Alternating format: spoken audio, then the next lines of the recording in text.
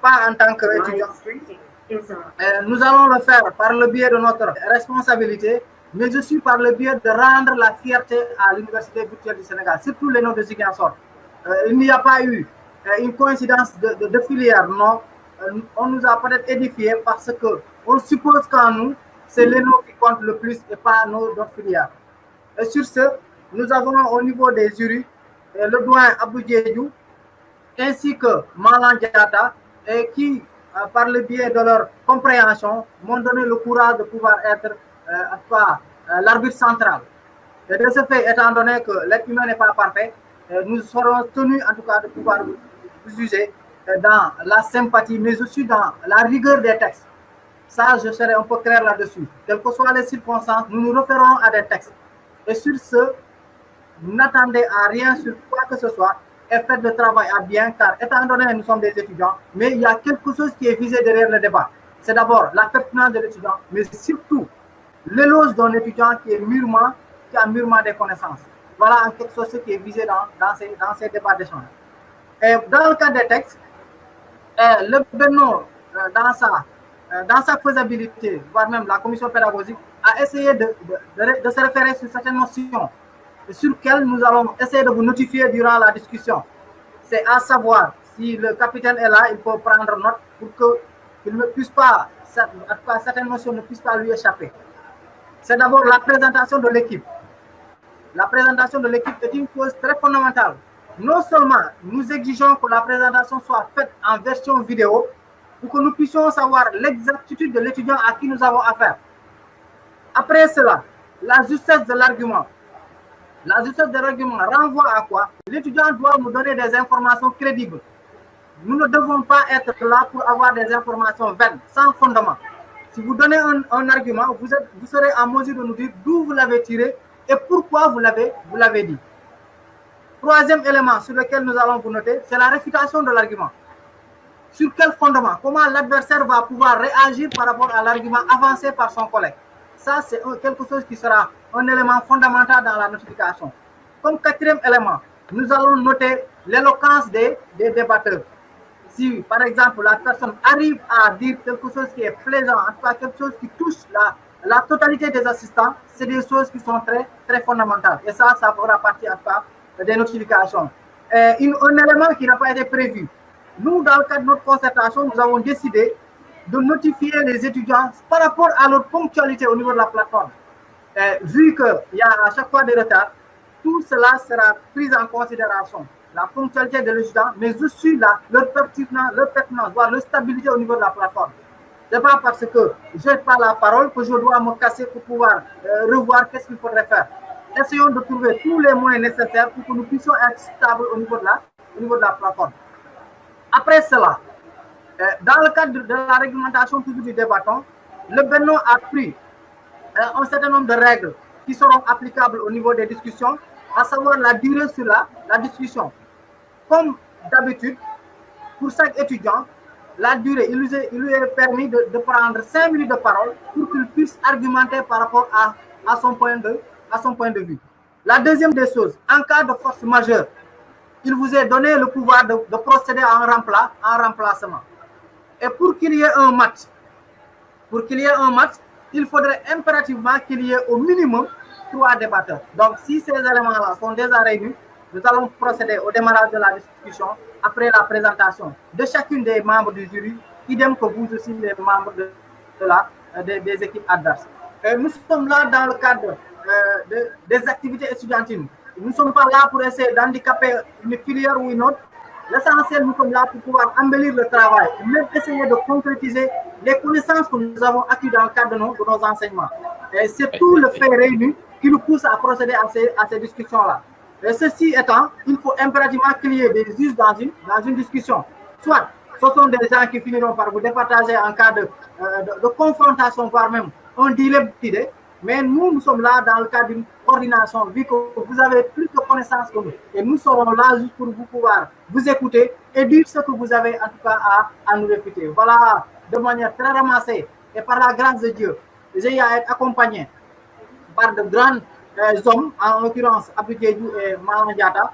Et comme toujours, je crois, pour ceux qui ne me connaissent pas, je m'appelle Mama Baldé, je suis étudiant de la promotion 3 SUP. Je fais la science juridique et politique. Voilà, pour le niveau, ce n'est pas une de mes habitudes de le dire. Je crois que, étant donné que nous sommes inscrits à l'UVS, ce qui compte, c'est la famille étudiantine, mais pas le niveau. Nous sommes tous des étudiants et c'est la famille qui compte. Et vive l'UVS, vive les noms de ceux qui en sortent. Merci beaucoup. Ok, M. Diatta, si vous pouvez, voilà, prendre le relais. Ok, M. Baldé. Merci beaucoup pour la présentation et le rappel des règlements à suivre. Et bonjour tout le monde, bonjour Abdou, Abdou. J'espère que tout se passe bien. Bon, moi, c'est Mama Diatta, je suis la promotion 4 de sociologie. Je fais partie des membres du jury accompagné des doyens Baldé et Abdou Diédhiou. Que je salue de passage. Et bonne chance à toutes les équipes. Comme l'a si rappelé Mama Baldé, essayez de voir l'éloquence et aussi la justesse, la manière dont vous réfutez l'argument. C'est juste un débat, comme l'a si bien souligné un de vos amis. C'est juste un débat d'idées, c'est une échange, c'est pas quelque chose d'extraordinaire. Voilà, c'est un peu ça. Doyen Diédhiou, vous avez la parole. Merci beaucoup, Doyen Diédhiou. Monsieur Diédhiou, si vous nous recevez. Ok, nous allons procéder à la présentation des équipes. Comme il a été prévu, la présentation devrait se faire en vidéo. Un autre élément qui est aussi fondamental, et par rapport aux circonstances de fait, nous aurions aimé, en tout cas, si possible, que même la discussion, voire même l'argumentation de l'étudiant, s'il a vraiment les conditions nécessaires, qu'il puisse le faire en version vidéo. En tout cas, ce serait plus convenable et cela nous permettra même de savoir la personne directement à qui nous avons affaire. Si l'équipe SUP est déjà là, via son capitaine, vous avez la parole. Et la présentation se fait en version vidéo. Merci beaucoup. Bonjour, chers membres du jury. Bonjour, mes frères débatteurs. Bon, moi, je me nomme Charles Sam. Je suis étudiant en sciences juridiques et suis le capitaine du groupe. Ok, merci beaucoup, Joseph. Le suivant. Bonjour à tous, c'est Abdoulaye Tounga, étudiant en sciences promotion 5 SG. Le ou la suivante. Bonjour tout le monde, je me nomme Cheikh Ndiaye, je suis étudiant en sciences politiques de la promotion 6. Merci beaucoup. Le suivant, l'équipe SUP est composée de Joseph Charles Sambe, de Abdoulaye Toukara et de Cheikh Ndiaye pour l'instant. Et n'oubliez pas le capitaine, si par conséquent, vous avez à avoir des collègues ou bien ceux qui étaient inscrits au niveau des débats, il faut se préparer en conséquence, soit ils seront des remplaçants dans la seconde partie ou bien durant la discussion. Mais pour l'instant, ce qui est convenu avec 3 débatteurs, je crois que le débat peut continuer. Voilà, l'équipe adverse. Angélique, vous avez la parole. Bonjour. Bonjour. Moi, c'est Angélique Mendy, étudiante en administration économique et sociale. Je suis de la licence 2. C'est un immense plaisir de partager avec vous, car ce n'est pas lieu d'un débat pour moi. Il s'agit de donner et de recevoir. On va s'échanger et chacun de nous va se compléter, car il y a des notions que l'un de nous connaît et l'autre ne connaît pas. Donc, Absolument. Franchement, je suis très contente de faire face, surtout avec la SJP, qui pense prendre sa revanche aujourd'hui, pas comme l'année dernière. Et je souhaite tout le monde une bonne chance, que le débat soit tellement riche et je pense que ça sera riche aussi. Merci beaucoup. Merci beaucoup. Ok, merci beaucoup. Après Mademoiselle Mendy, le suivant ou la suivante. Bonjour à tous. Bonjour. Je me nomme Jeune Badji, promotion 7, étudiant en AS. Très ravi, très content d'être là avec vous. Je souhaite tout le monde bonne chance. Merci, Hussein. Le suivant. Ok, bonjour. Oui, bonjour. Bonjour. Est-ce que je peux prendre la parole? C'est Abdou Diédhiou. Oui, doyen. Voilà, merci beaucoup, doyen Baldé. Merci, M. Diatta Mala. Bonjour à toutes les 2 équipes, tous les débatteurs. Voilà, je m'appelle Abdou Diédhiou, étudiant de la promotion 3 anglais, Master 1. Donc, j'ai l'honneur et le plaisir d'être là aujourd'hui comme membre du jury pour essayer de vous juger par rapport à ce que vous allez nous apporter. Donc, vous allez aussi m'excuser un tout petit peu aujourd'hui connecte avec mon téléphone, raison pour laquelle j'ai parfois des soucis techniques. Mais voilà, néanmoins, maintenant c'est stable. Et je souhaite une bonne chance à toutes les deux équipes. Merci beaucoup. Ok, d'accord. Merci beaucoup à vous aussi. Donc la parole est à Momar. Si vous nous recevez, en tout cas, vous êtes le seul à devoir activer votre micro. Bon, c'est Momar Sané, étudiant en administration économique et sociale. Aujourd'hui, je présente la filière AIS. Je suis le député. Merci et bonne chance. Ok, merci. Voilà, ceci étant, nous allons ouvrir officiellement les discussions. Et vu que l'équipe qui devrait recevoir revient à la filière sciences juridiques et politiques, et nous tenons à vous rappeler que le sujet d'aujourd'hui, à la date du 29 août 2020, le sujet est de savoir, êtes-vous d'accord à la suspension du couvre-feu? Voilà un sujet qui est là et qui peut-être va vraiment nous amener sur beaucoup de choses dans le cadre des connaissances et surtout dans le cadre des nouvelles modalités que nous allons pouvoir emprunter pour pouvoir peut-être, vu les circonstances dans lesquelles le monde est confronté, et qu'est-ce qu'il va falloir faire et qu'est-ce qu'il ne fallait pas faire. Maintenant, nous vous souhaitons tous bonne chance vu que c'est la famille étudiantine et officiellement les débats sont ouverts et la parole revient à la filière sciences juridiques et politiques. Bonne chance, merci. Le capitaine de la filière sciences juridiques et politiques, la parole vous revient. Oui, rebonjour encore. Les membres du jury, c'est Charles Sam, le capitaine du SJP. Je prends la parole pour défendre la thèse concernant la suspension du couvre-feu. Je vais d'abord définir le couvre-feu et donner les gens qui sont capables de mettre sur place, de donner l'autorisation de mettre le couvre-feu. Un couvre-feu est une interdiction à la population de circuler dans la rue durant une certaine période de la journée, qui est généralement le soir et le matin. Elle est ordonnée par un gouvernement d'un pays, d'une région ou d'une ville. Cette mesure est souvent décrétée lors de la déclaration de la loi martiale ou de l'état de siège, mais peut aussi être appliquée en temps de paix. Et le 30 juin, à 23 h, c'est le jour où le président a levé l'état d'urgence et le couvre-feu. Je m'arrête là pour le moment et laisse pour les autres. Ok, merci beaucoup. Bonjour tout le monde.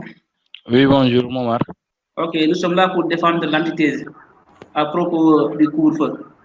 On peut dire que le couvre-feu, c'est quelque chose dont le président a initié pour la sécurité de la nation. Vous savez que quand un État décrète un couvre-feu, c'est-à-dire c'est pour arrêter quelque chose qui peut gangréner la population. Si je prends l'exemple du 30 juillet à 23 h, quand le président a déclaré le couvre-feu, parce qu'il y avait une maladie qui était là, c'était le coronavirus. Donc cette maladie, comme ça prenait de chaque jour de l'ampleur, donc il a décidé de mettre en place le couvre-feu. Parce que la population, souvent, comme on le dit souvent, la maladie ne se déplace pas. C'est la population qui se déplace. La population, en se déplaçant, c'est eux qui amènent le virus. Donc, d'accord, l'équipe adverse peut prendre le relais. On nous reviendra après. Bonjour. Oui, bonjour. Je dis que je suis d'accord pour la suppression du couvre-feu. Car à partir du moment où les mesures de restriction ont été levées et les lieux de culte ont été ouverts, les marchés et autres, je pense que le couvre-feu n'avait plus raison d'être. Parce que le plus grand flux de population se faisait durant la journée. Les gens se ressemblaient partout dans les lieux publics et dans les marchés. C'est pour cela que je dis que le gouvernement avait raison de lever le couvre-feu. Je m'arrête là pour l'instant. Le courage de nous rappeler les noms des gens qui prennent la parole. Momar Sané, AS. Oui, allez-y, Momar. On me dit que l'État ne doit pas lever le couvre-feu parce que c'est quelque chose dont la population avait besoin. Vous savez que, comme je le disais tantôt, quand un État décrète un couvre-feu, c'est pour protéger la population. Et aujourd'hui, si on suit les besoins de la population, des fois, on peut être dans le chaos. Donc, c'est ce que Basla disait. L'opinion ne pense pas, elle pense mal, elle traduit ses besoins en connaissance. On sait que la plupart des gens veulent se déplacer en souvent, mais ils oublient, parce que carrément, ils oublient que la maladie ne se déplace pas, c'est la population qui se déplace. Donc, eux, ils vont mettre en place le besoin en oubliant le besoin collectif, c'est-à-dire c'est le santé. Je crois qu'avant de se déplacer, avant d'avoir certaines choses... Momar. Oui. Momar. Il faut que tous les étudiants puissent participer avant de prendre la parole à nous. Il faut tous les étudiants qui participent puissent prendre la parole avant que vous preniez la parole à nous. Ok. C'est bien ça, doyen Mala. Comme rappel, il faut toujours qu'il y ait un tour complet de tous les étudiants. Hein, et chacun des débatteurs prend la parole. Après, on reprend encore, on se complète. Bonjour encore. Bonjour.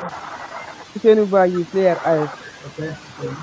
Pour moi, on ne peut qu'être contre avec la levée du couvre-feu. Parce que ce n'était ni le moment, vu que les cas continuaient à se multiplier, c'était le mauvais moment pour lever la couvre, l'état d'urgence et la couvre-feu. L'État, en levant la couvre-feu, fait un pas en avant et deux pas en arrière. Ça montre l'incohérence de l'État et ça augmente encore de plus en plus le doute chez les populations pour croire l'existence de cette maladie. Je m'arrête là pour le moment.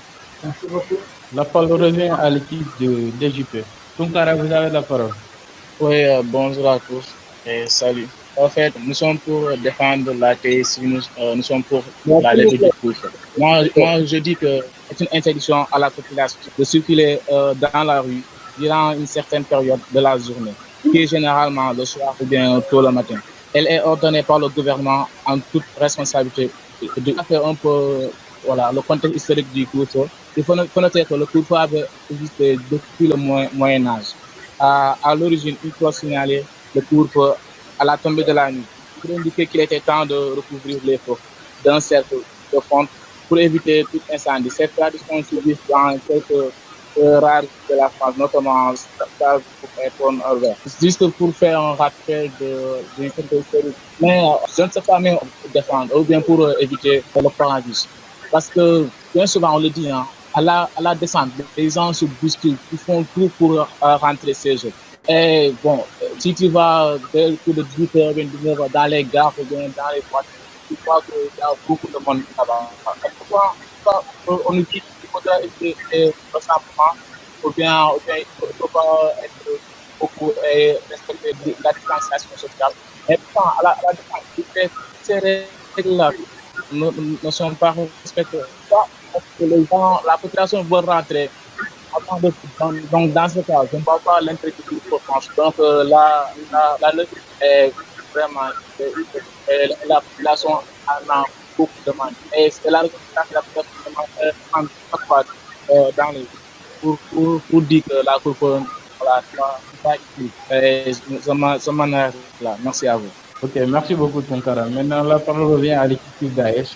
Angélique. Rebonjour tout le monde. Pour moi, je pense que la levée du couvre-feu n'arrange pas la société, surtout en ces périodes de pandémie. Nous avons bien constaté qu'avant la levée du couvre-feu, il y avait moins de cas parce que moins de personnes circulaient. Et dans la nuit aussi, certes, ils diminuaient l'heure du travail, mais il y avait moins d'agressions parce que même si les agresseurs sortaient à cette heure, qui agressait? Ils n'auront 10 personnes. Donc pour cela, je ne suis pas du tout d'accord d'arrêter le couvre-feu en ces périodes difficiles, que nous devons même travailler main dans la main pour combattre ce fléau. Donc si c'est à moi seul, je dirais que l'État doit revoir pour amener encore le couvre-feu, puisque c'est tout simplement pour éviter certains problèmes, d'amener d'autres fléaux encore. C'est pour notre avenir que l'État prend en main et active le couvre-feu. Donc, on dirait que avec la suspension du couvre-feu, ça ne va pas arranger la population. Car depuis lors, il y a trop de cas. Si on prend l'exemple de cette pandémie. Certes, nous sommes dans un moment de crise où beaucoup de personnes aimeraient encore travailler et circuler normalement pour faire leurs travaux. Mais il faut penser aux problèmes et à l'avenir de nos enfants, l'avenir de la jeunesse, l'avenir des jeunes qui vont venir. Nous devons être un exemple et respecter ce couvre-feu, essayer de voir comment arranger les choses et maintenir le couvre-feu. Puisque durant le couvre-feu, on a moins de cas. Les gens circulent moins. Pourquoi suspendre le couvre-feu? Je m'arrête là pour l'instant et merci beaucoup. Voilà, j'ai vu la réaction de Mamadou Manga, mais veuillez patienter. Lorsque la filière adverse prendra la parole, vous allez procéder à la présentation et ainsi fait, nous allons pouvoir vous réinsérer au niveau de la discussion. Et si le tour est déjà complet, nous allons devoir nous concerter d'abord et voir quoi nous allons pouvoir procéder à la seconde discussion. Je crois que le tour est complet, doyen Diatta. Oui, le tour est complet, oui. Effectivement. Donc, nous allons prendre quelques 2 minutes de pause. En attendant, vous allez pouvoir discuter entre vous et on va vous donner une seconde séance pour la seconde partie. D'accord. Je me demande si on peut donner 2 minutes ou 3 minutes de réflexion aux collègues. En attendant, on va se concentrer sur voir est-ce que la conduite est bonne ou mauvaise et pour pouvoir procéder à la seconde phase. Ok, d'accord, c'est bien. Donc, en attendant, vous pouvez vous concerter. Je vous signale que si, par conséquent, parmi les équipes adverses, il y a eu des étudiants, voire même des débatteurs qui se sont parvenus à se connecter, vous allez devoir vous présenter à nouveau. Dans les textes, il a été dit que chaque filière pouvait avoir plus ou moins 5 débatteurs. Donc, les 3 sont pris en cas de mesure d'exception. Et si les 5 sont déjà là, la parole peut vous revenir intégralement et puis ça va même animer le débat encore plus. Nous vous revenons dans quelques 2 minutes. Et en attendant, nous nous concertons entre nous. Voilà, bonjour. Voilà, moi, j'aimerais parler un peu. Bon, depuis le début, je n'ai pas dire un mot. Voilà, c'est juste, j'aimerais encourager les 2 équipes. Voilà, et les dire qu'ils sont dans la bonne lancée. Donc, puisque nous allons attaquer après la seconde partie. Voilà, essayez de vous rectifier, en tout cas, pour réussir la seconde partie. Parce que l'essentiel de ce débatton, c'est la seconde partie. Donc, on vous donne une seconde chance pour que vous puissiez vous rectifier. Voilà, donc là, surtout, ce que je vais vous conseiller, vous tous, la parole, on vous accorde 5 minutes. 5 minutes pour argumenter. Pour argumenter en tout cas.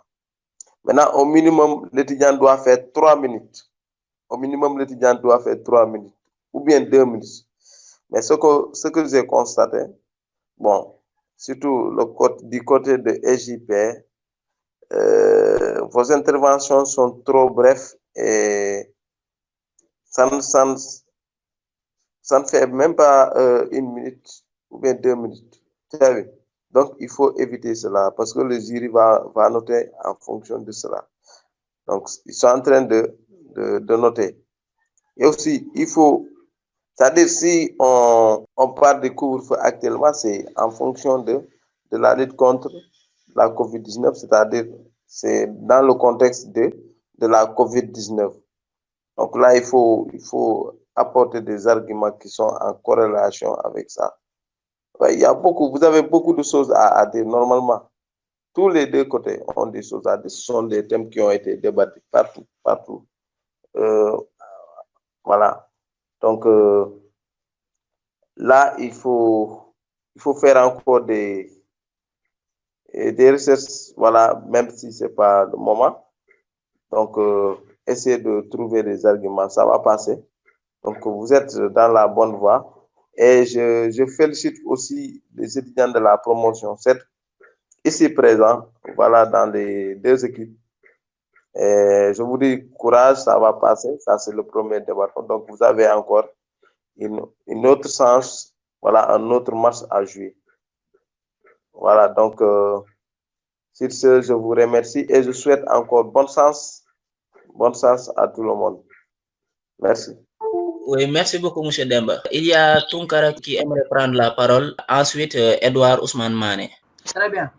Et pour la seconde partie de la discussion, nous aimerions d'abord vous rappeler un fait, et que d'après le constat fait, les étudiants n'ont pas eu le courage de prendre la parole au minimum 3 minutes. Je me demande sur quel fondement. Nous sommes là dans le cadre d'un débat. Essayez de nous dire quelque chose qui est plus ou moins convenable, mais en essayant de prendre la parole pour une durée au moins bien étayée. Ça fait partie de la notification. En tout cas, d'après ce qui a été dit, la ténacité même, voire la durée de vos arguments pose problème. Et ça, ce n'est pas quelque chose qui est encourageant. Le deuxième fait, essayez de nous avancer sur des modalités plus ou moins tenaces. En tout cas, essayez de nous dire les raisons du pourquoi. Oui, je sais qu'il y a impérativement des arguments plus ou moins convenables qui ont été avancés, mais ce que nous y attendions reste encore beaucoup plus. Donc, essayez de revoir le pourquoi. Un petit conseil par rapport à un débat. Il est possible que je me prépare à la maison dans le cadre d'une discussion. Mais une fois sur le terrain, les réalités du débat m'obligent à laisser ce que je me suis préparé et prendre mes propres pensées. Ça aussi, c'est des raisons qui sont là. Et surtout, c'est une technique qui est toujours utilisée par rapport aux grands débatteurs. Ça dépendra de la réalité du terrain. Essayez de vous conforter par rapport aux circonstances du temps et ça vous permettra de gagner plus. Mais malheureusement, durant cette première partie, nous n'avons pas été beaucoup séduits. Mais on suppose que vous avez un peu rediscuté à nouveau et essayé de nous donner encore plus de belles choses. En tout cas, nous espérons et nous espérons que la suite sera bel et bien bonne.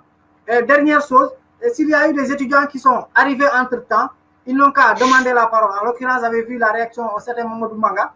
Et s'il est là, il n'a qu'à se présenter et du coup, nous allons essayer de voir comment l'imixer dans la danse et pour pouvoir animer le débat de la seconde partie. Merci beaucoup. Modou Manga, si vous nous entendez, vous pouvez prendre la parole. En fait, ok. En fait, soyez à l'aise, quoi. Nous, on s'en nettement des fois, si vous prenez la parole, les deux camps, quoi. C'est comme si vous n'êtes pas à l'aise. C'est-à-dire, vous n'êtes pas devant un public, vous êtes chez vous. Donc là, vous devez normalement vous exprimer librement, tranquillement et sans problème. Mais si on s'en nettement que vraiment, bon, vous avez des fois des pressions, bien, voilà, si je peux m'exprimer ainsi. Voilà, donc libérez-vous et parlez.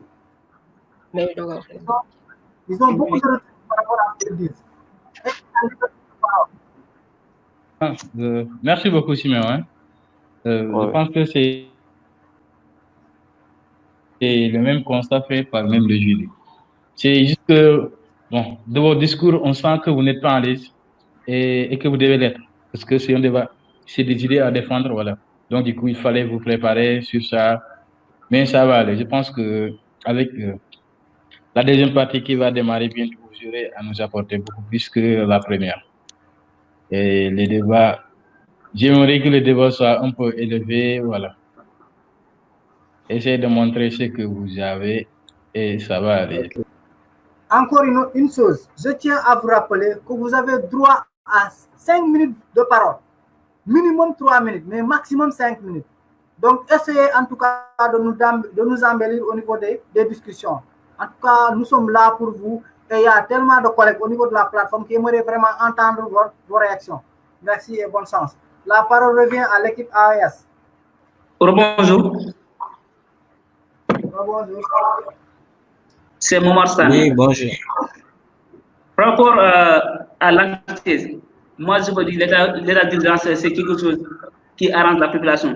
Si je prends l'exemple de la Guinée-Bissau, avec l'événement de Sékou Touré, quand il était au pouvoir, souvent il décrétait l'état d'urgence.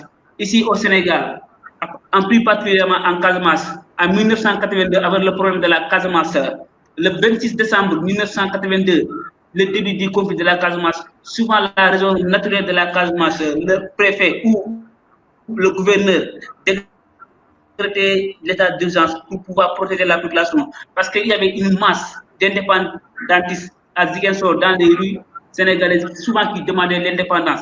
Si je prends l'exemple de la Gambie, qui est un pays voisin du Sénégal, actuellement il y a le couvre-feu là-bas. Donc c'est quelque chose qui arrange la population. Si je prends l'exemple du Burkina, quand il y a eu beaucoup d'agressions, l'État a mis le protocole du couvre-feu, c'est-à-dire pour limiter les dégâts de l'agression. Aujourd'hui, comme le disait Massa Ben, l'État a le monopole de la violence légitime.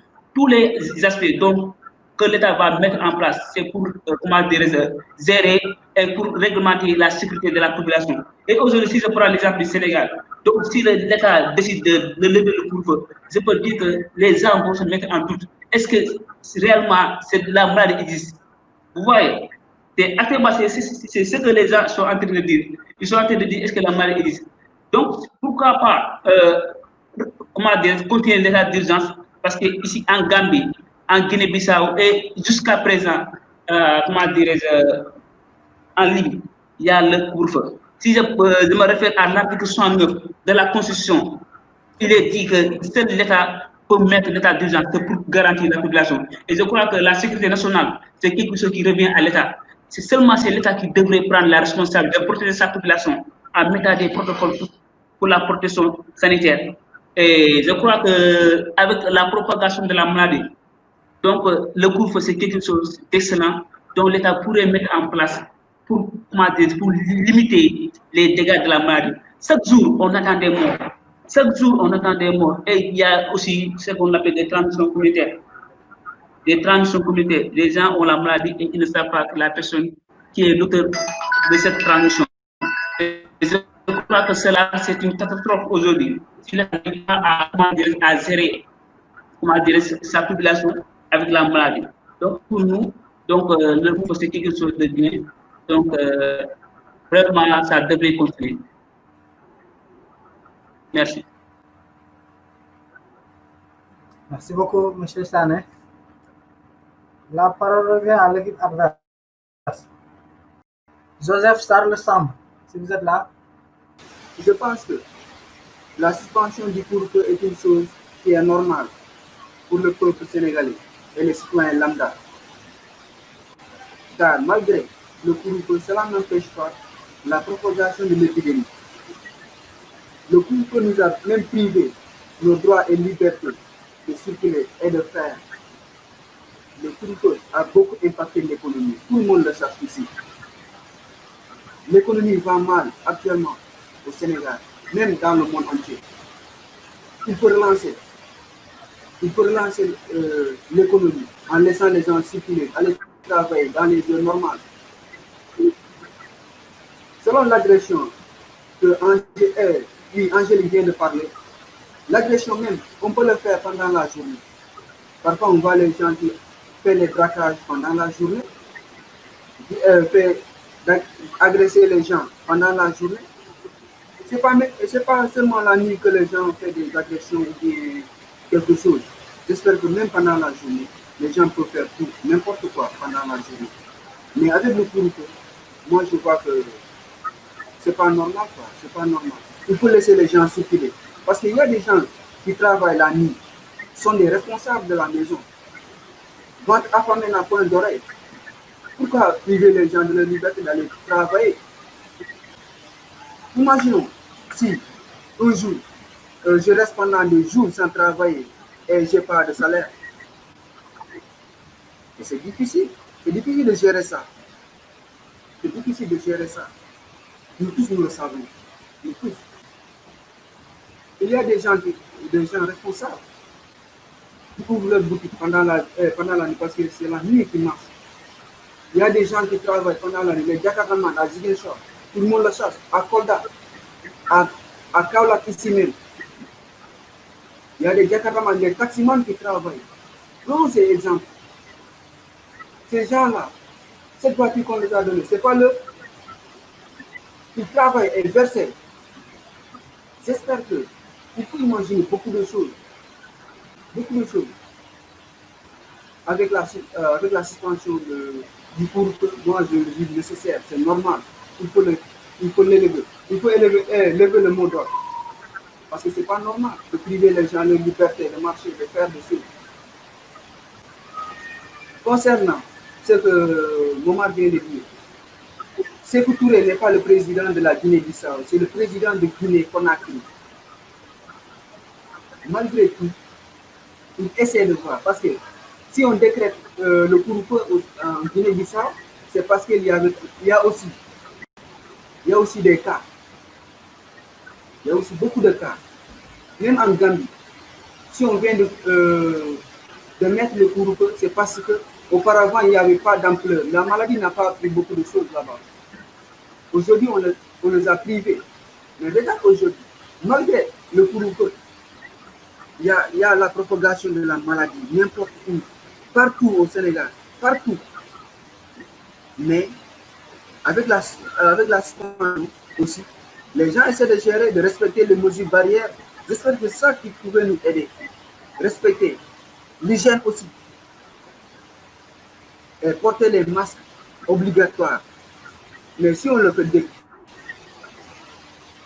j'espère que même l'ouverture des universités, Il y a encore la pandémie qui est là.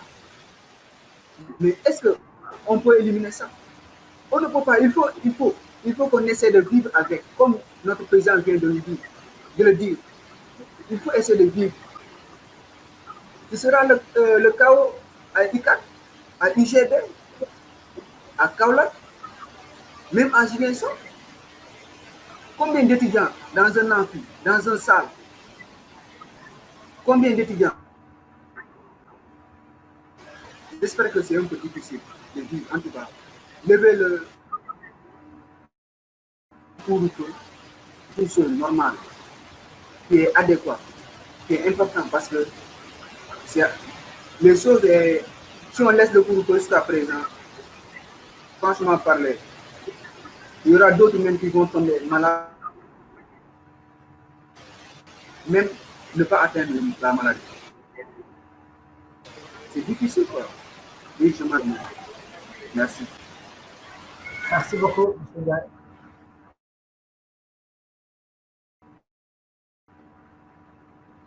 La parole à l'équipe adverse.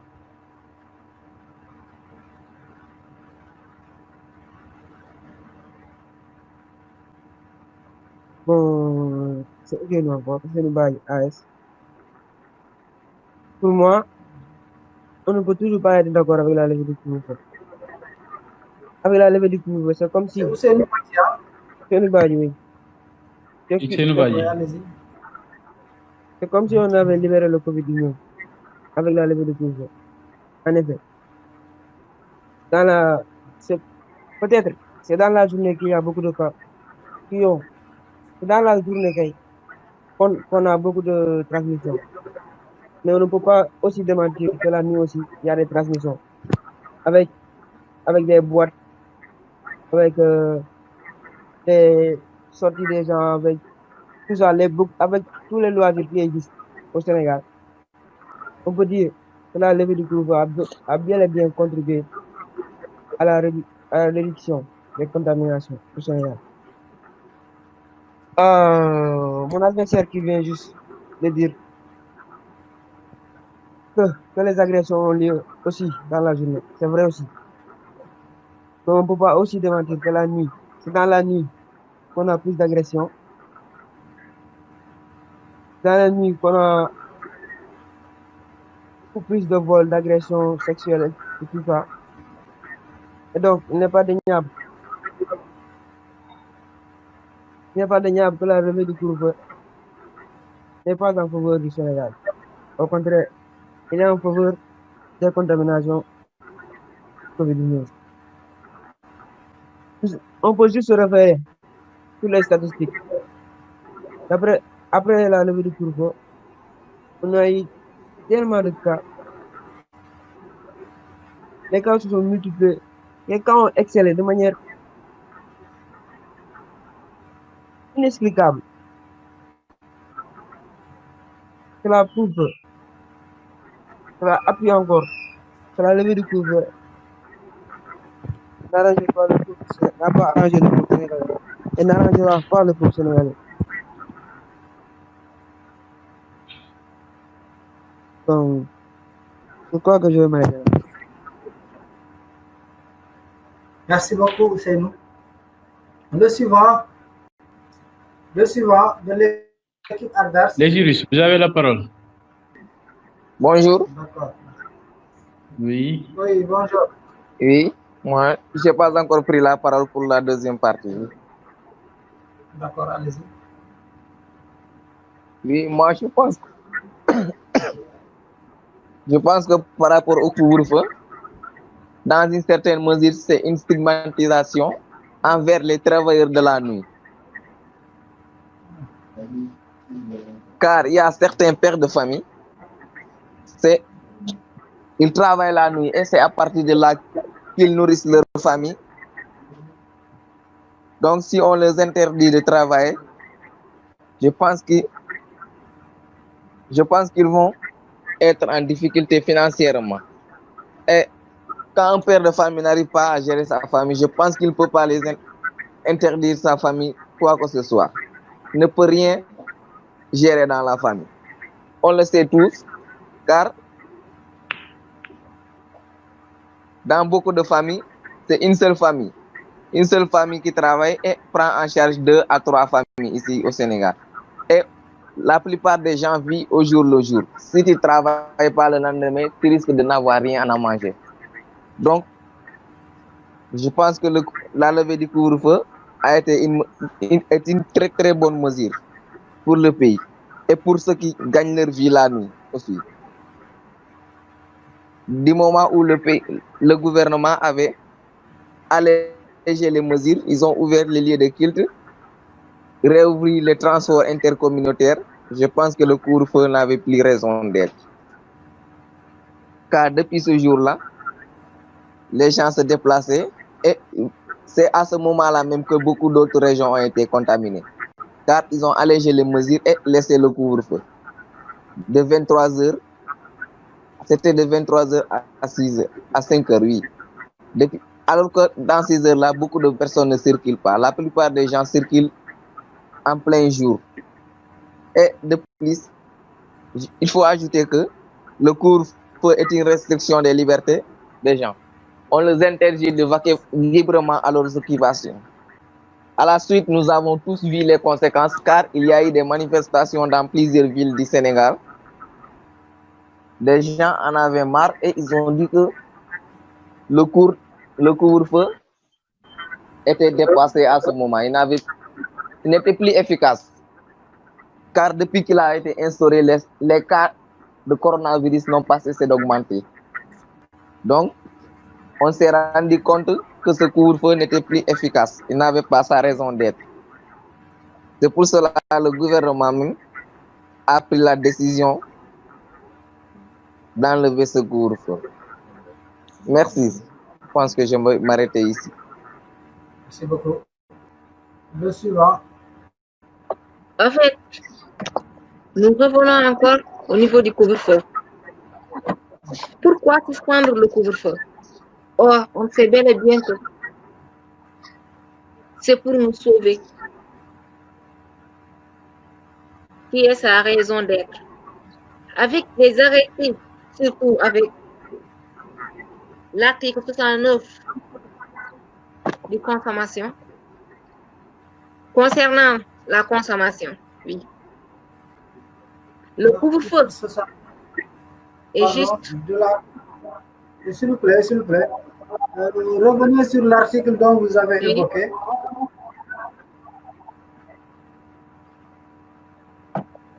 C'est l'article 69.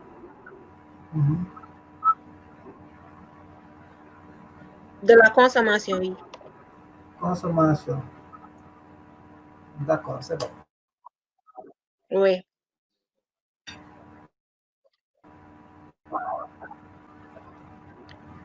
L'État a essayé de prendre en charge aussi la consommation de la population pour nous aider à la nourriture, surtout en cette période de crise.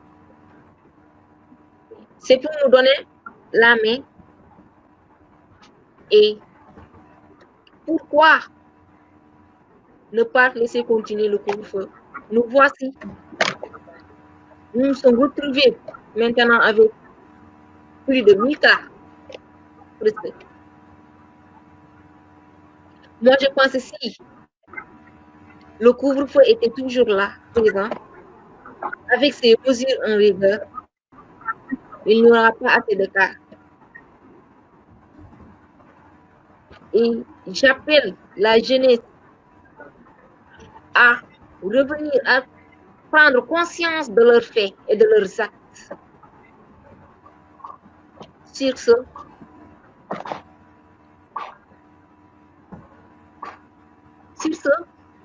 je me dis, il faut toujours continuer avec la couvre-feu pour mieux sauver la société. Avec la loi, l'article 1er du décret du 16 mars, en particulier, les déplacements professionnels pour motifs de santé ou motifs familial, impédiés et aide aux personnes vulnérables. ont été visés sans exception au niveau de dérogation du couvre-feu. Et ces personnes sont autorisées à circuler malgré l'interdiction.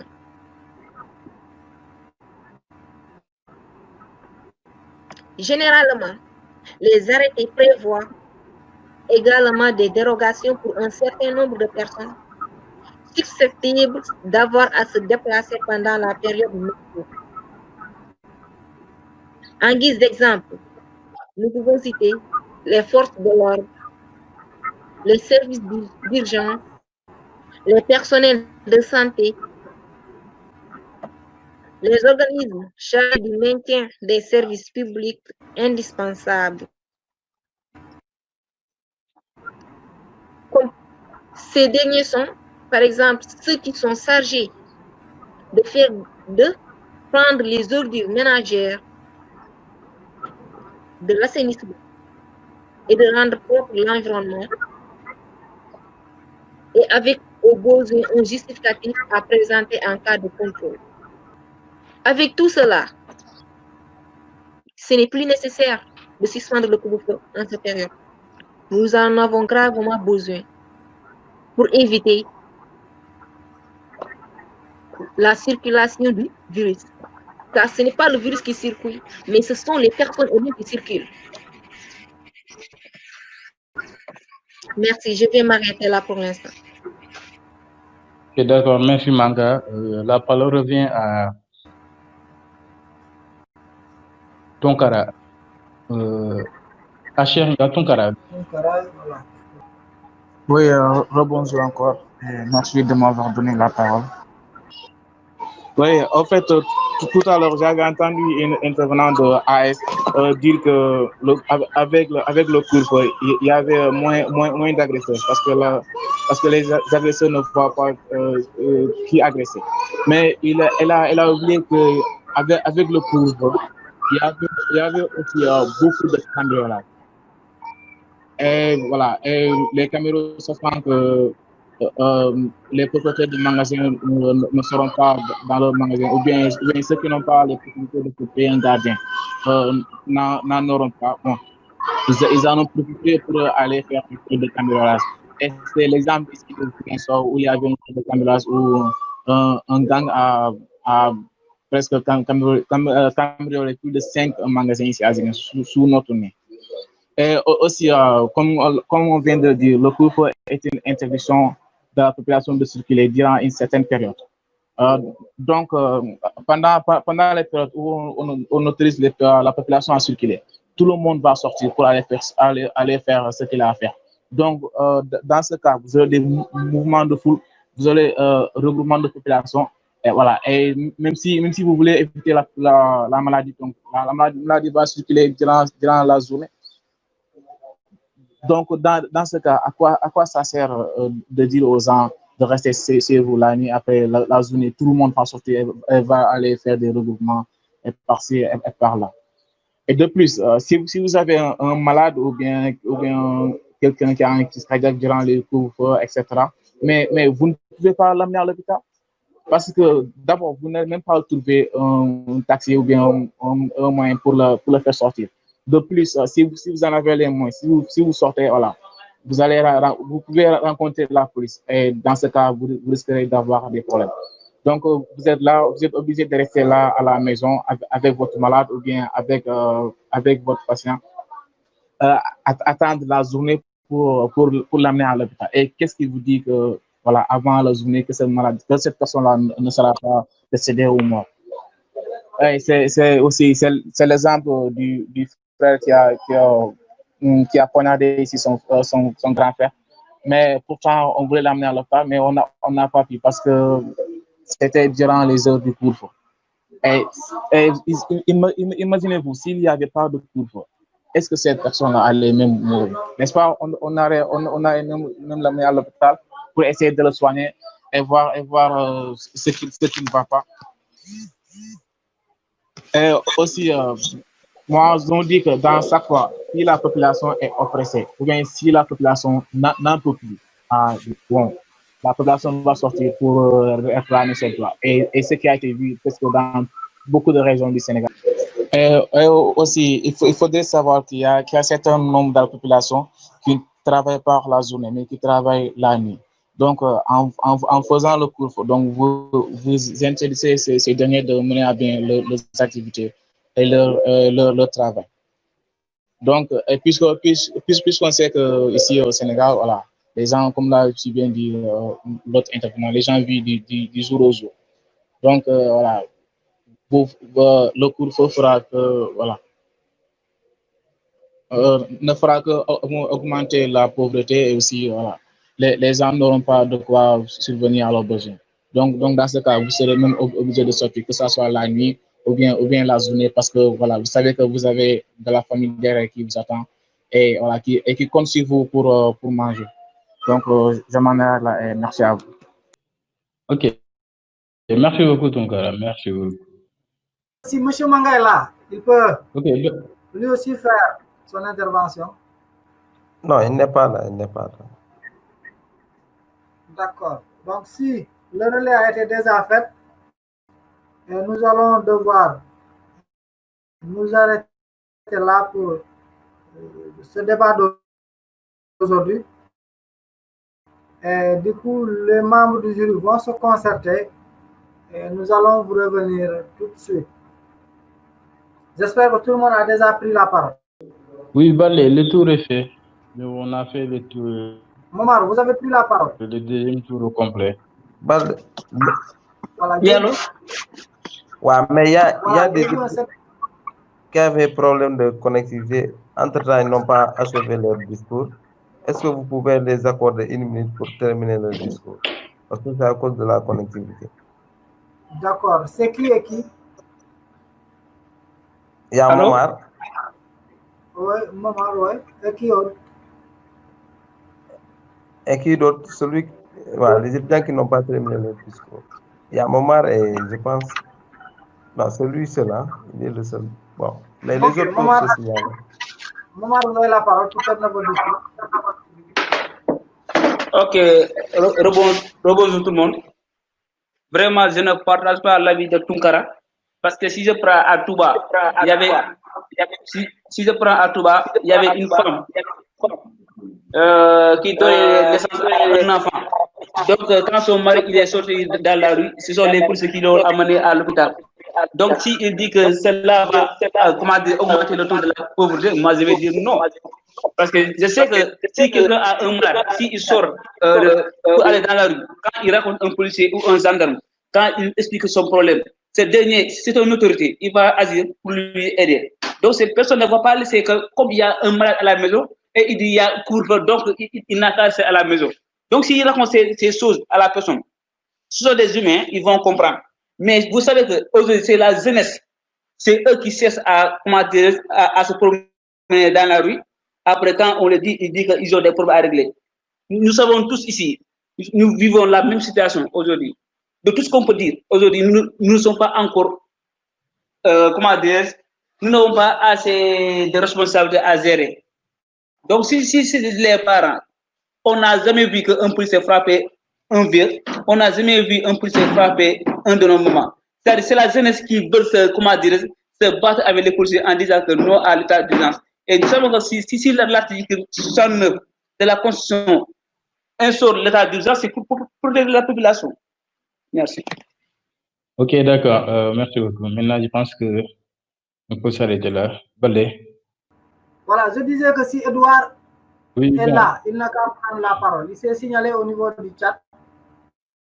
Il peut prendre la parole, se présenter d'abord et pouvoir s'exprimer lui aussi. Bon, Edouard, j'ai désactivé son micro. Il faut qu'il le active à nouveau s'il veut prendre la parole.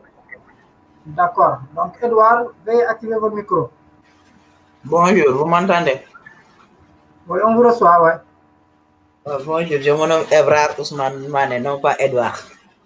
Ah bon, on s'excuse. Non. Bon, vu que la séance est à son terme, je crois que je n'ai pas beaucoup à dire à l'équipe adverse. Mais lorsque l'État du Sénégal a pris des dispositions en mettant un couvre-feu pour freiner la pandémie, certes, c'est une bonne idée. Oui, et je suis d'accord. Mais est-ce que n'est-elle pas en mesure de prendre en compte que aussi la population, comme l'a si bien dit mon homologue tout à l'heure, en disant que le Sénégalais est apte à vivre du jour au jour et que le couvre-feu freine l'économie. Est-ce que ces derniers, l'État a pris en considération ces derniers? Non, car nous sommes dans un pays où seules les autorités qui sont à l'extérieur qui prennent des décisions pour ceux qui sont en bas côte. Et ce qui est déplorable dans notre pays. L'autre aspect, lorsque Angélique disait que nous, Sénégalais, l'État a mis les choses dans des bonnes conditions, là je dis que il a parfaitement tort, parce que le couvre-feu n'était pas là pour seulement freiner la population, ou plutôt la pandémie, mais plutôt on vivait que la pandémie avançait à bon escient, parce que seulement le couvre-feu était là pour de 20h à 5h du matin. Et que, imaginez du moment où les gens ont l'autorisation de circuler, est-ce que dans ce cas, la pandémie n'avance pas en même temps que la population? Donc, si je dois en retenir, la suppression du couvre-feu était bien nécessaire, car la pandémie avançait de jour en jour. Et je m'en arrête là. Ok, merci beaucoup, Edvard. Je crois que si tout le monde a eu à prendre la parole, nous allons devoir nous limiter là dans le cadre de discussion. Mais rassurez-vous, on va revenir d'abord pour échanger par rapport au constat fait et chacun va donner une interprétation par rapport à ce qu'il a eu à constater sur l'effort des débats. Mais je suis dans le cadre de l'organisation. Et sur ce, je crois que c'est un débat assez ouvert. Chacun est libre de donner son opinion. Et du coup, nous allons pouvoir améliorer le travail au fil du temps. Et comprenez que nous sommes confrontés à un dilemme. Et le partage sera, en tout cas, un peu compliqué. Mais rassurez-vous que, quelles que soient les circonstances, il y aura un vainqueur et un vaincu. Merci beaucoup. Donc, à tout de suite. Vraiment, je suis satisfait de la deuxième partie. Les étudiants ont montré leur talent. C'est ce qu'on attendait. Voilà, de toutes les deux équipes. Voilà. Donc, je pense qu'ils ont montré leur talent et le débat était houleux. Vraiment. Et on aimerait avoir ces genres de débats. On aimerait avoir ces genres de débats et je pense que espérons que les débats à venir, ça sera la même chose. Voilà. En tout cas, je suis satisfait pour la deuxième partie. Voilà, pour la deuxième partie, quoi. Et merci encore. Je dis bon sens à toutes les deux équipes. Et que le meilleur gagne, c'est ça. Donc, c'est une famille. Si SJP gagne ou bien AS gagne, c'est l'IVES qui gagne. Donc, l'équipe perdant va en tout cas redoubler d'efforts pour le prochain match. Voilà, pour pouvoir gagner. C'est ça, quoi. Et le gagnant aussi va encore assurer son ticket. Voilà, donc c'est ça, quoi. En tout cas, vous avez tous bien presté. Voilà, donc là, c'est Dieu qui donne la chance et que le meilleur gagne. Merci. Voilà. S'il y a des contributions de la part des étudiants, ils peuvent contribuer en attendant la délibération finale. Ok, merci. Bon, merci, M. Demba. Bon, je ne peux m'empêcher de parler car je vais exprimer ma joie. Je suis comblé de joie aujourd'hui Parce que si on fait une récapitulation, le premier match avait fait on avait fait un échec, voilà. Le deuxième match, voilà, on a donné le forfait, on a suivi une évolution. Donc, ce troisième match-là, voilà, donc, on peut dire que c'est un combat de choc parce qu'on a vu des interactions par-ci, par-là, et c'est ce qui est agréable, voilà, un débat, c'est ça. Tout à donc, fait, tout à fait. Ce qui me poussait à exprimer ma joie parce que j'ai envisagé aussi ensuite l'évolution parce que j'ai envisagé que le match qui va suivre sera éclatant. Donc, tout à fait, tout à fait. Je souhaite bonne chance aux deux équipes, voilà, que le meilleur gagne. Donc, on attend la concertation des juillet, voilà. En tout cas, je suis content aujourd'hui. Ok. En tout cas, s'il y a des membres de l'équipe qui veulent prendre la parole pour contribuer et peut-être magnifier la rencontre, voilà, en attendant, je pense que ça sera voilà, la bienvenue. Allô, oui, moi. Tout d'abord, je tiens à féliciter l'équipe pédagogique parce que vraiment, je n'y attendais pas. Quand on me disait que c'est un débat qui va se faire en ligne, la première question que je me suis posée, Anne, est comment on va faire un débat en ligne? Même si nous sommes dans le jeté, ça sera un peu difficile. Mais si je vois que c'est une réussite, vraiment, je peux m'exprimer et féliciter l'équipe pédagogique. Merci. Mais aussi, ça m'a permis de faire des échanges avec mes amis qui font la science politique et juridique. Ils m'ont donné pas mal d'idées et pas mal de choses que j'ignorais. Vraiment, comme Angela le disait, c'est un débat d'échange, de donner et de recevoir. Aujourd'hui, on a donné quelque chose, mais pas mal, on a reçu quelque chose. Vraiment, nous sommes satisfaits et nous sommes heureux de partager ce débat avec vous. Ok. Maintenant, quel est le conseil que vous lancez aux équipes afin de pouvoir suivre le débat tranquillement dans de bonnes conditions? Donc, le conseil que je donne à tout le monde est que il faut toujours chercher à avoir de la connexion parce qu'elle est capitale aujourd'hui.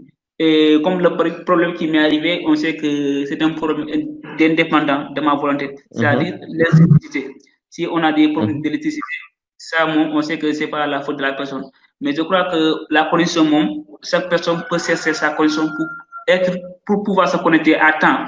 Et s'il ne sait pas comment faire pour se connecter, il n'a qu'à saboter des gens et leur demander. Et je crois que ces gens pourront lui montrer comment il va se faire pour se connecter au niveau de la plateforme pour pouvoir faire le débat. Ok. Aussi, ne vous invitez pas à qui?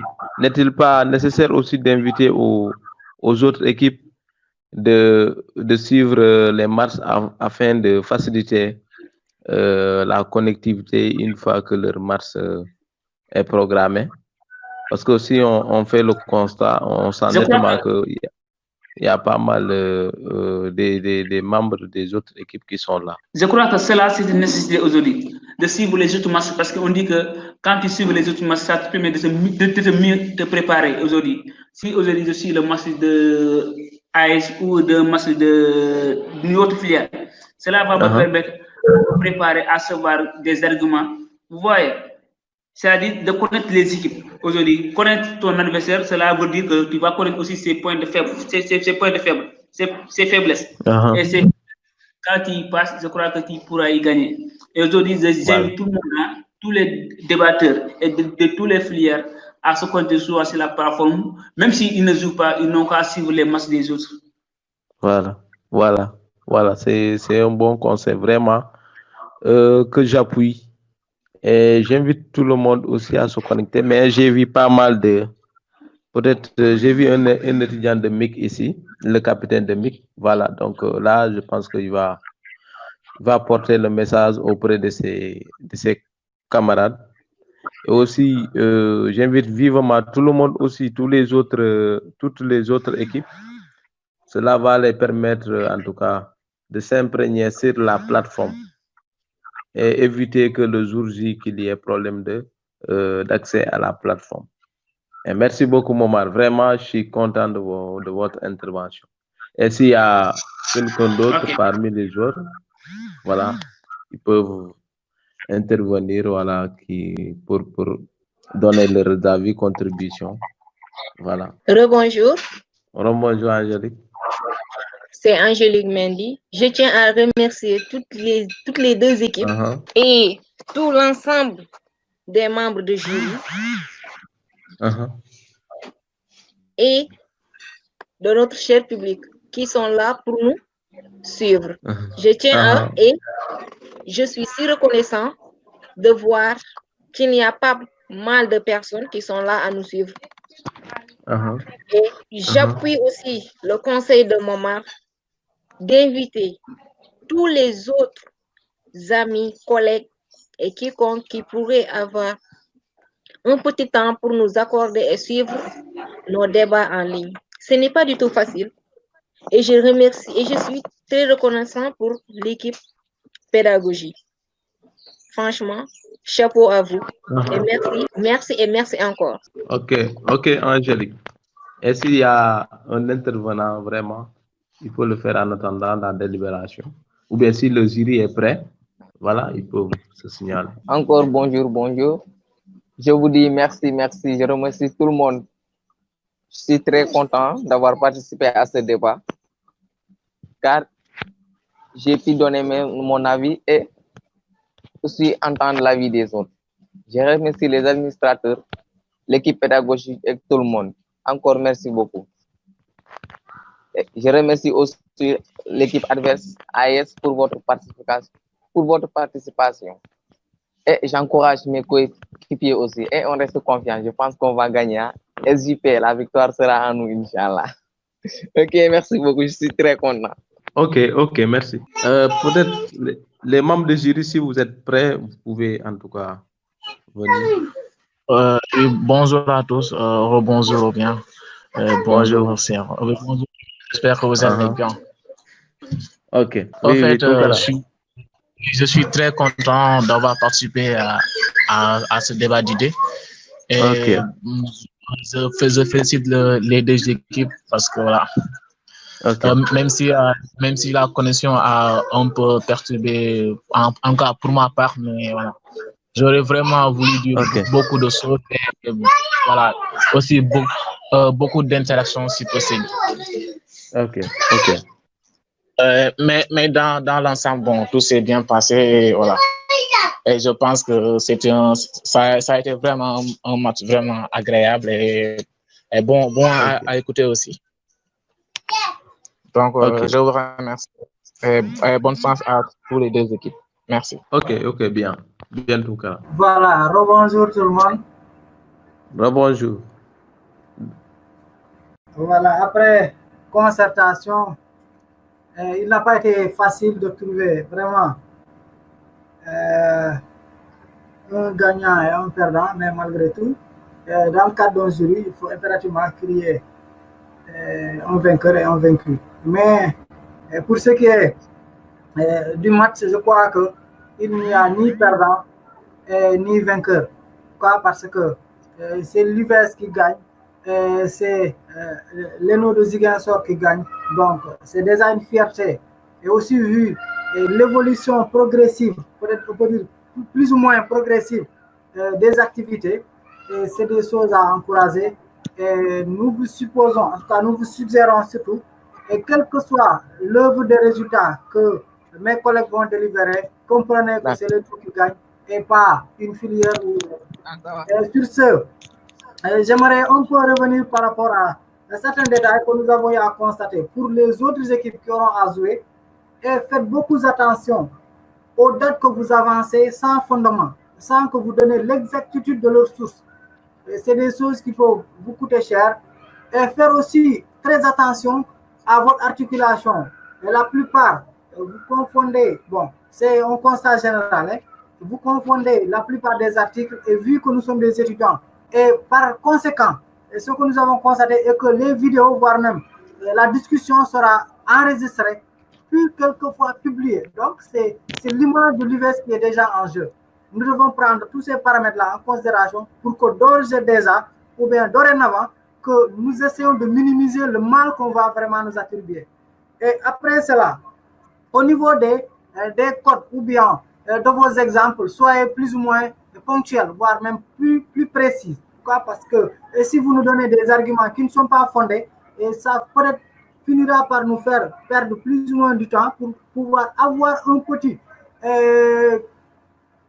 en tout cas, explication, voire même des preuves légales par rapport à ce que vous dites. Nous ne pouvons pas encourager une équipe pour des faits qui avancent dans le vide, non, mais nous faisons de notre possible pour qu'une fois une argumentation est avancée, que nous essayons de trouver sa source. Sans cela, ça peut impacter négativement une équipe par rapport à ce qu'il dit. Malgré tout, la compréhension peut ne pas être réciproque. Pourquoi? Parce qu'on peut dire qu'ils ont bien parlé, oui, mais selon le contenu, est-ce que cela paraît vrai? Voilà des choses qui sont là et qui rendent quelquefois le jugement très compliqué.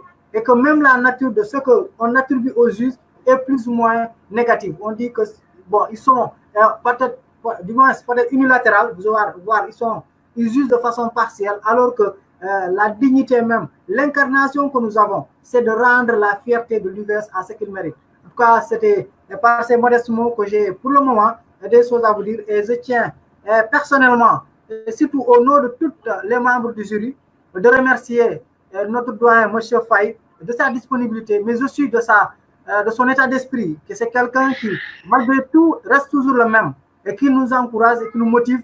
Et vu, en tout cas, la première rencontre, on aurait imaginé aujourd'hui, on allait passer à autre chose. Mais Dieu merci, il était là et il a toujours cru. Et alhamdoulilah, on espère que les matchs à venir seront encore mieux et que l'UVS va gagner et que l'ENO du Sénégal, dans sa globalité, les ENO du Sénégal, du moins, finiront par se glorifier par cette plateforme-là. Et merci beaucoup. Merci encore une fois plus. Ok, d'accord.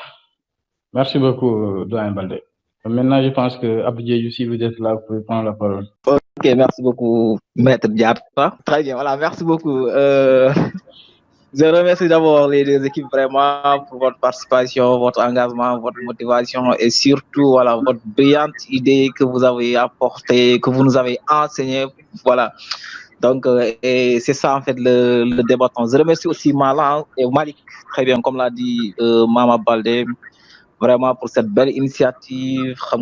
Là, c'est très bien. Alors, justement, Baldé l'a dit, et c'est pas la peine d'y revenir. C'est juste pour vous dire qu'il faudra faire très attention. Alors là, je m'adresse un tout petit peu à Momar, et là, je sais que tu étais un peu pressé. Là où tu as dû, le président a décrété l'état d'urgence le 30 juin. Donc là, il faudra faire très attention. C'est pas le 30 juin. Ah, c'est bon. Et aussi, voilà, Ahmed Sékou Touré, il n'est pas le président de la Guinée-Bissau, mais plutôt de la Guinée-Conakry. Et donc, il faudra faire très attention en donnant les noms, ou bien en donnant les dates et aussi en donnant les articles. Sachez que même si nous ne sommes pas des juristes, mais nous sommes des juristes aussi. Très bien, même si nous ne sommes pas des juristes, mais nous sommes des juristes. Donc, c'est-à-dire nous allons faire des recherches pour voir est-ce que ce que vous avez dit voilà, coïncide avec ce qui existe réellement. C'est bon, donc il faudra faire très attention à cela. Et pour ne pas tirer en longueur, donc je vous dis qu'aucune équipe n'est perdante ici. Donc, vous êtes tous gagnantes. Et juste c'est les nôtres qui gagnent et c'est l'UVS qui gagne. Donc, du courage à tout le monde et félicitations aussi à tout le monde. Merci beaucoup et bonne fin de soirée. Merci, Doyen. Ok, merci beaucoup Abdou pour le discours de morale, si je peux dire ainsi. Et merci aussi aux juristes. Merci à tous les participants. Merci à M. Faye, que je salue de passage. Ce n'est pas facile d'assister au débat, surtout les débats en ligne. C'est un peu compliqué avec la connectivité. Des fois, on se décourage et voilà. C'est un peu ça.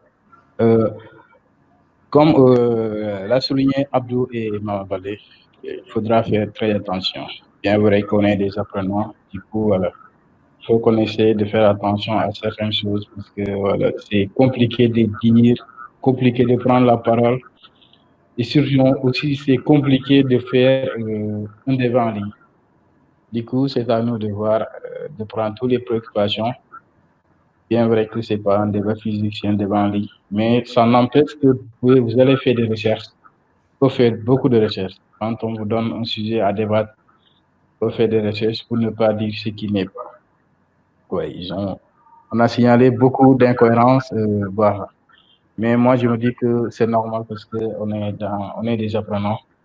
Maintenant, la prochaine phase sera la bonne.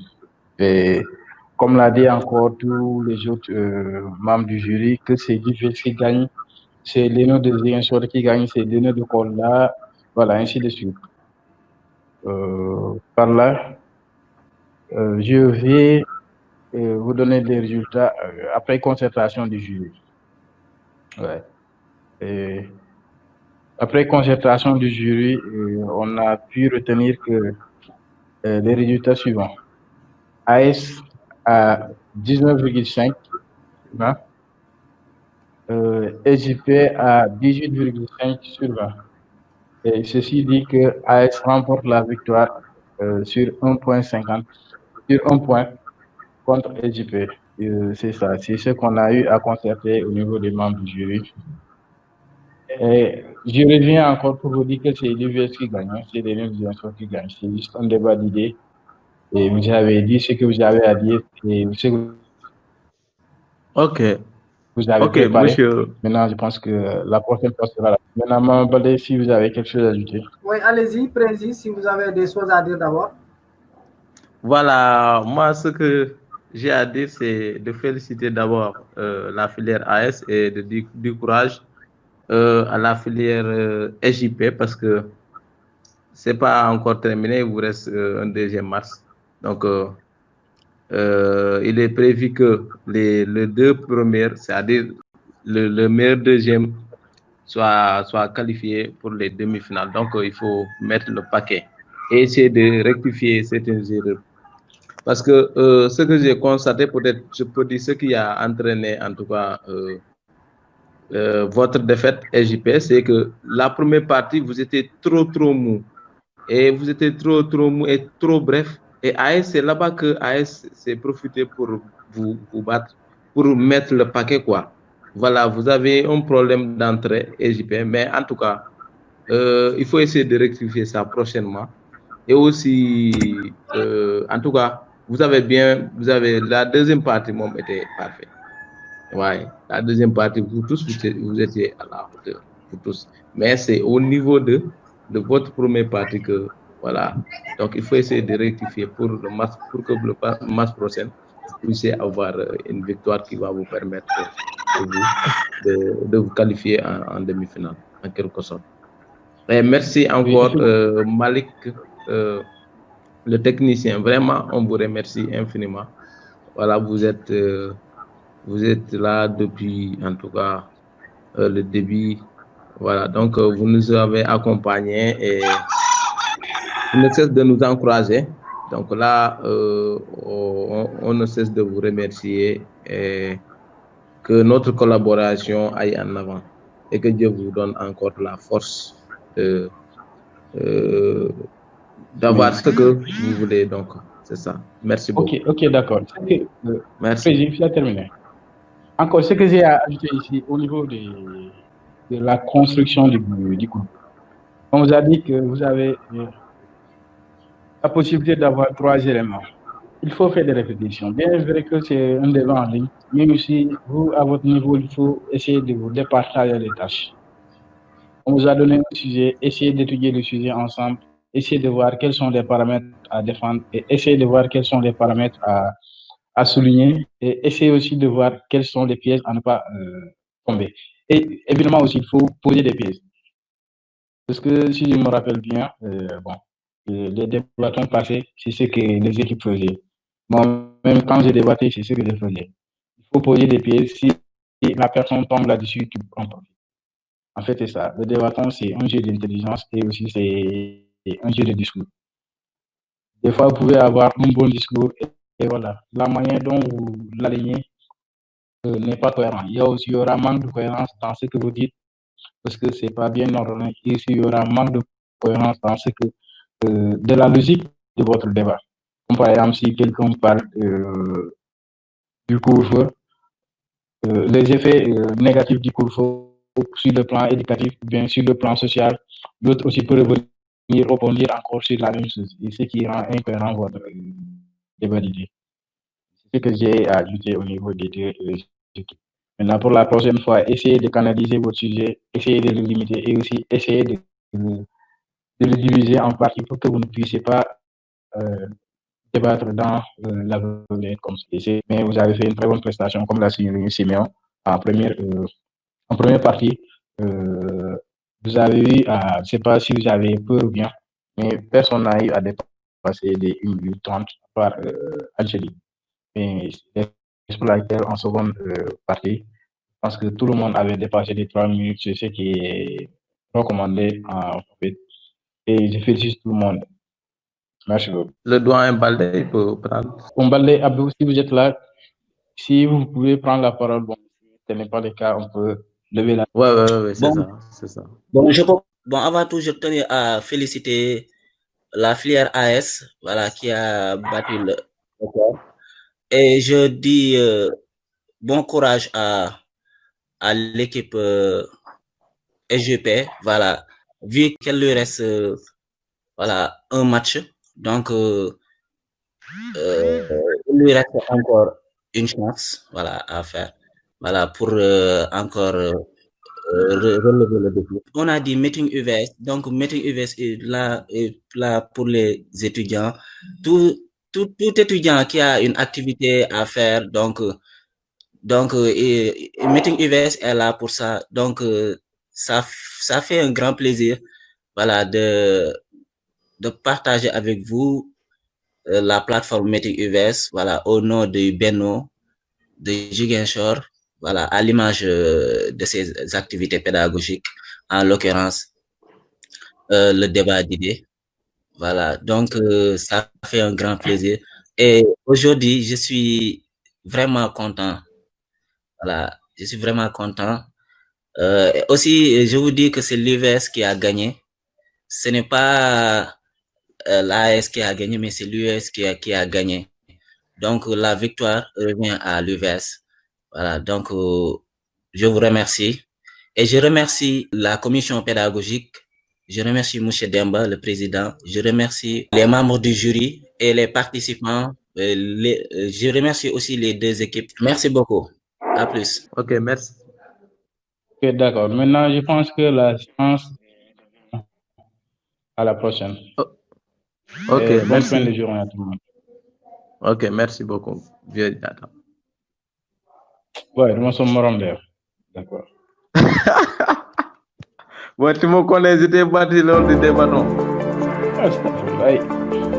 Moi, je n'ai jamais eu de défaite. Ouais, tu me connais. Je n'ai jamais eu de défaite.